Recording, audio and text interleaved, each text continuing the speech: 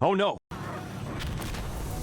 Tactical first-person shooters have been on the rise in the last few years. From Arma and its various game modes, Insurgency, Squad, and the millions of World War II shooters, and recently Escape from Tarkov gaining a large following. I myself have had a lot of experience in this genre. I'm not super into it, but I dabble every now and then when a new one comes out. One of my earliest experiences with the genre was Insurgency Modern Combat, which was a mod for Half-Life 2. I then found out about Operation Flashpoint Dragon Rising from a friend, and I played a little bit of that but ultimately didn't enjoy it as much. But at the time it seemed to be the only mainstream game in that genre. I always remember the guy in the shop when I went to get it. He was adamant about me knowing that it wasn't a typical Call of Duty game and it was so hardcore. I told him, yeah, I know pal, that's why I'm getting it. I have actually rebought those games recently for the PS3, so I'll see if my opinion has changed on them.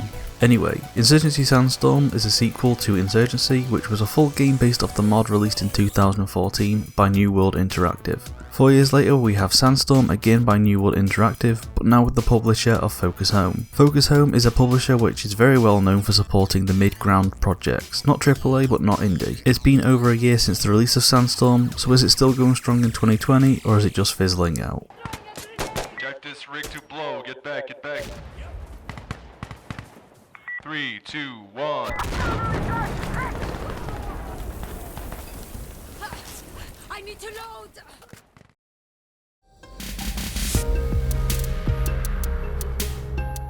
There are two teams, Security who utilise more modern weaponry, M4s, MP7s and more, while the opposing side, the Insurgents, use more traditional OPFOR weapons, such as AK-47s. Each team has a set of roles. Commander, who as the name implies, is in charge. They call in airstrikes, chopper strikes, and smoke as well as other support streaks. For the commander to work, he needs an observer who sits by him, calling in their requests to the base. The Rifleman is a basic class. Breacher, as the name suggests, is a close quarters combat class, using SMGs and shotguns. The Gunner uses big MGs for suppressive fire or just to go to town. Demolitions comes equipped with some handy dandy explosives to destroy choppers or just be a pain to the enemy. Don't underestimate the power of your launcher, you may get caught in the explosion while you're trying to make a dapper play. The Advisor class is almost like the Rifleman, but they use swankier weapons, and they are my personal favourite to use. Finally, Marksman. A team can only have a small number of these at a time, and they use snipers and DMRs. Each class has a set number of supply points to use. Each gun, attachment or piece of equipment takes up a set number of supply points, so choose carefully. There is also character customization in the game so you can look as cool as you like. I enjoy the look of the different clothing items you get in the game. I enjoy making my character look hardcore military, or a local chav. So the game mostly involves attacking or defending something against set waves of enemies. You die in very few hits depending on the armor you're using, and your respawn situation is also dependent on the game mode. Guns in the game feel pretty good to use, and getting kills is really satisfying.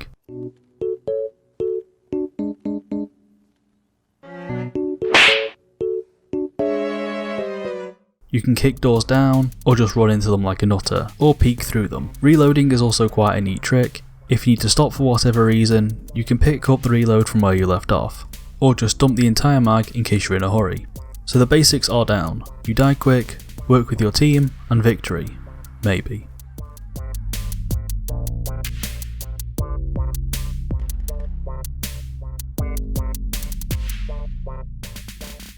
So now onto the PvP. There are 4 game modes in PvP. Push, which is my favourite. Push requires the attacking team to push through various objectives while on dwindling reinforcement numbers, compared to the defensive team who has a clone army in the back. Firefight has 3 objectives like domination in ye old Call of Duty, but you don't respawn when you eventually launch yourself into a room and get gunned down. You do respawn if your team manages to capture one of the objectives. I personally find this mode kinda boring since you don't see anyone, and if you do, it's their head on the other side of the planet, looking through a fence, the size of an ant's anus. Frontline has a series of objectives for both teams to capture in an almost tug of war style mode. A team will lose when they lose all their reinforcement waves, or when the enemy team captures the final objective. Finally, domination, which is domination. 3 flags, capture them, which is a lot to ask for of a Call of Duty player. The PvP is fun, even better when you have a team communicating or playing with friends, even better when people are taking the game seriously. The population for the game isn't huge, about 2,000 on average when I was playing, but I've never found it difficult to get into a match. I haven't been around for a large part of the game's life in the past year or so I couldn't say why. Some say it's because the team seem to be more focused on co-op rather than PvP. So, co-op.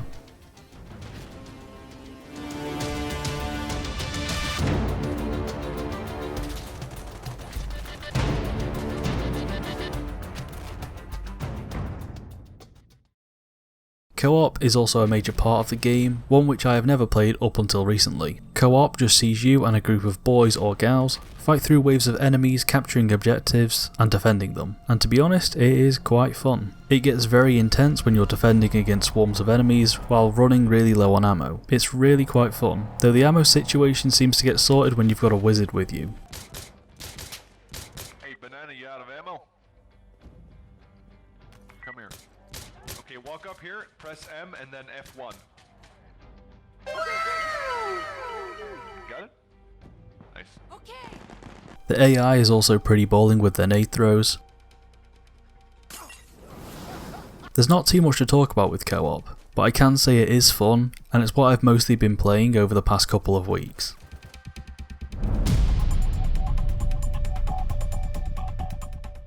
This is where the game in my opinion slips a bit. Maybe not for all, but for myself and a few others. The optimization in this game is not very good, which is a shame because I never found myself thinking about frame rate drops or anything in the first Insurgency. And this game isn't exactly Battlefield or Crisis 4. The movement also feels a bit slidey. You'll be Tokyo drifting around corners, kind of a pain when trying to avoid enemy fire when you'll be drifting into doorways. The sound in this game is wonderful, so just listen.